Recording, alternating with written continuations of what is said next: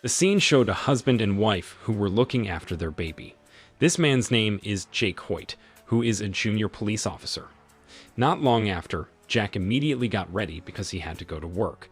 But at the same time, Jack got a phone call from his senior, who asked him to quickly come to a coffee shop. Without wasting time, Jack went straight to the coffee shop. When Jack got there, he met his senior at the police, Alonzo Harris. He was the one who had been training Jack a lot. Harris was known as the best and most respected police officer in the city. At that time, Harris said that from now on, Jack would be Harris' partner, and this was all a direct order from head office. Harris promised to train Jack to be a great and tough police officer like him. After a long chat, Harris then invited Jack to go around the city while patrolling. While he was busy patrolling, Harris accidentally saw a group of young men who seemed to be transacting illegal goods. After the transaction was done, Harris and Jack immediately followed the young men's car. On the way, Harris suddenly stopped the car and confiscated all those illegal items, which turned out to be drugs. Here, Harris warned them not to ever deal with these illegal items again if they didn't want to go to prison. Then, Harris let the young men go while he kept the items safe. On the way, Harris asked Jack to taste the drugs to make sure whether it was original or not. Of course, Jack refused because he had never once wanted to taste drugs. But suddenly, Harris held Jack at gunpoint and forced him to try it right now. Here, Jack felt strange about Harris because he forced him like that. Jack, who didn't want anything to happen to him, was forced to comply with Harris' request. After that, Harris took Jack to visit one of his informant's houses. When they arrived there, Harris immediately introduced Jack to the informant, who was a former retired police officer, and they continued chatting. Several hours later, Harris and Jack were returning on patrol. Jack accidentally saw two thugsmen who were about to harass a woman. Jack immediately asked Harris to stop the car to save the woman. However, the two men managed to put up a fight, so there was a scuffle. But in the end, Jack was able to knock out those thugs. Then the woman thanked Jack and Harris, and then she left. When Jack was about to leave, he accidentally found the woman's red wallet. Jack immediately took the wallet and intended to return it later. After that, Harris and Jack went to a place that was suspected to be a place where the illegal items were being distributed. They also intended to hunt down the dealer. And when they arrived there, Harris managed to find the dealer, who was in a wheelchair. Meanwhile, the dealer, who was aware that Jack and Harris were police, immediately tried to run away, and there was a chase. Finally, Jack and Harris managed to catch the dealer. Harris immediately interrogated the man to ask who the supplier was. The drug dealer was scared, then said that the supplier was a man named Sandman. But the dealer swore that he didn't know Sandman's whereabouts. After finding out this information, Harris and Jack decided to leave, leaving the dealer just like that. In the middle of the way, Harris contacted his informant to ask about Sandman's whereabouts. As it happens, the informant knew Sandman's address, so he immediately told it to Harris. Quickly, Harris and Jack immediately went to Sandman's house. When they got there, Harris immediately went inside, but they only found a woman and a little boy. Then, Harris asked Jack to look after the woman and the boy while he was about to search the house. After quite a long time, the woman said that there was no one in this house named Sandman, and it was possible that they had the wrong address. In the end, Harris and Jack decided to leave. But when they were about to get into the car, suddenly the woman screamed and asked all her neighbors to arrest Harris. Apparently, when Harris searched the house, he actually stole the woman's money. Then, all the woman's neighbors, who were gangsters, immediately shot at Harris' car.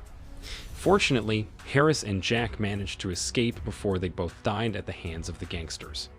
On the way, Jack asked what Harris was actually doing until they were both suddenly attacked. However, Harris just laughed, and he didn't want to tell Jack that he had taken the woman's money. Then they both got out of the car and continued talking on the side of the road. Here, Harris asked Jack not to ask too many questions about what he does, because to become a great police officer, one of the requirements is not to talk too much. The next day, Harris took Jack to stop by his house. It turned out that all this time, Harris has been living in a complex where the gangsters live. Then, Harris took Jack inside and introduced Jack to his wife and son. After being there for quite a long time, Harris asked Jack to leave because this afternoon they were going to have a meeting with police officials. In short, Harris immediately attended the meeting with police officials. Apparently, the meeting was discussing Sandman, the drug dealer who has not been arrested until now. The police officials already know who Sandman really is and where he is now. Then the police officials also explained that they would provide 4 additional members so that Harris could quickly arrest Sandman. Hearing this, Harris agreed, and starting tomorrow, they would go to hunt down Sandman, the drug dealer. The next day, the 4 additional members met with Harris and also Jack at a building's rooftop. Harris was assigned to lead the team, so he immediately set a strategy to catch Sandman. After everyone understood, they immediately went to start their mission. Shortly, they arrived at Sandman's house, and secretly, they went inside and immediately held Sandman at gunpoint. It turned out that Sandman, who had been being hunted by the police, was none other than the informant who always communicated with Harris. Here, Harris immediately interrogated Sandman and asked him to hand over all the drugs along with all his money. Because there was no other choice, Sandman finally said that he had kept all the money from the sale of the drugs in a box buried in the ground, while all the drugs had been sold to another dealer who comes from China. Hearing the explanation, Harris quickly asked his men to dig the ground and then take the money. After getting all the money, Harris planned to divide the money evenly, and he would not give it to the police officials. Everyone there agreed with Harris' plan, except for Jack. Then, without hesitation, Harris immediately finished off Sandman by shooting him. Jack, who saw this, was angry because the police officials asked them to catch Sandman alive instead of finishing him off. However, Harris did all this so that he could make up a story because he would still share the money equally. Then, Harris immediately held Jack at gunpoint and asked Jack not to interfere if he didn't want to die like Sandman. But unexpectedly, this time, Jack fought back and put Harris at gunpoint. But unfortunately, Jack didn't have the heart to finish Harris off, so he chose to be silent and didn't want to interfere with all of Harris' plans. A few hours later, the evacuation team came to the crime scene.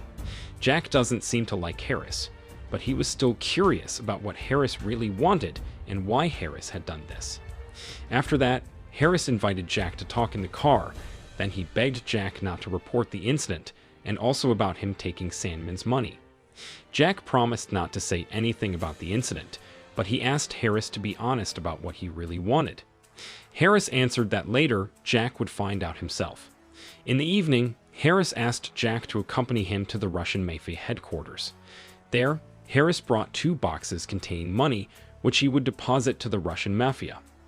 When they entered the place, Harris introduced Jack to the Russian Mafia and gave him 2 boxes containing the money. Then, Harris asked permission to go to the toilet while Jack tried to mingle with those Russian Mafia there. Then, one of the Mafia members with a shaved head asked Jack to hand over his weapon because here, no guests were allowed to carry weapons. Without hesitation, Jack immediately gave him his weapon. After that, the leader of the Russian Mafia looked out the window and said that Harris' car was no longer there, which means that Harris had left Jack. Jack tried to see it directly, and it turned out that it was true that Harris had left him. At this point, Jack didn't understand what Harris was actually doing, so he asked the Russian Mafia boss.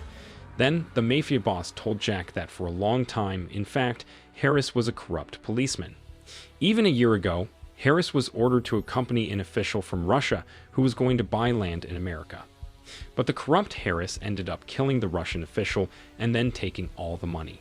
The Russian official's family didn't accept it, so they hired this Russian mafia boss to kill Harris for a fee of $1 million. When Harris was about to be killed, Harris made an agreement with the mafia boss if he was able to pay $1.2 million per month, as long as the mafia boss was willing to free him. From there, they agreed, and every month, Harris always paid $1.2 million to the mafia boss. Hearing this explanation, Jack finally understood why Harris always did everything he could to get money, because he had to deposit it with the Russian mafia boss. Then Jack, realizing that he would definitely be killed by the Russian mafia, quickly tried to fight back until a fistfight broke out. However, because he was outnumbered, Jack was defeated, and was about to be finished off. Jack was dragged to the toilet because the mafia were going to finish him in the toilet. When Jack was about to be killed, the bald man found a red wallet belonging to the woman Jack saved. The mafia leader asked where Jack got the wallet, because it turned out that the woman who owned the wallet was the mafia boss's cousin. Jack answered that a few days ago, he had saved the woman when she was about to be harassed by two thugs. The mafia boss, who wanted to confirm the truth, immediately contacted his cousin and asked about this matter. Here his cousin said that if it was true, she had been saved by a white policeman when she was about to be abused by two thugs. In the end, the mafia boss did not finish off Jack as a way of returning the favor because Jack had saved his cousin. After that, Jack intended to go to Harris' house to confront him. Jack didn't bring a car, so he was forced to take public transportation. In short, Jack arrived at Harris' house, but he couldn't enter because all the doors were locked. Then, he accidentally met Harris' son, and he immediately asked him to open the door. Finally, the little boy wanted to open the lock so that Jack could now go inside the house. After that, Jack immediately pointed a gun while looking for Harris in every room. And finally, Jack managed to find Harris, who was in his room. Harris looked very relaxed and then said that Jack has succeeded in becoming a great police officer like himself. But Jack was very fed up, so he still intended to arrest Harris and reported him to the police officials. Harris didn't accept this, so he tried to fight back until a shootout occurred. In the middle of the battle, Jack managed to save Harris' son and calmed Harris' wife. However, Harris used this opportunity to escape, so Jack immediately chased him. The chase went up to the roof of the house, and only then did Jack and Harris do a duel. Harris, who was more experienced, could paralyze Jack quite easily, but Harris didn't intend to finish off Jack, and he just left Jack like that. When Harris was about to leave by car, suddenly Jack threw himself right on Harris' car. Then, when Jack was about to take Harris to the police station, suddenly the gangsters, Harris' neighbors, came and immediately surrounded Jack.